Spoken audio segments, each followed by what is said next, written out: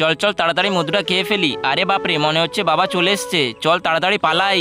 এই বাবু, কোথায় যাচ্ছিস? দাঁড়া, কি হলো? কে জানে বাবু কেন পালিয়ে গেল। ও এই ব্যাপার, মধু খাচ্ছিল আর বোতলটা খোলা রেখেই পালিয়ে গেল। জায়গা, বোতলটা ঢাকনা আটকে দেই। আরে রাহুল, তোর ছেলে আমার বাড়িতে গিয়ে মধুর বোতল চুরি করে নিয়ে এসছে। দে আমাকে আমার বোতল। আজকে বাবু বাড়ি ফিরুক, তারপর ওর খবর আছে। সকাল সকাল মাথা খারাপ করে দিল। এই বাবু, কোথায় আছিস? আমার সামনে আয়। কে জানে কোথায় গেল।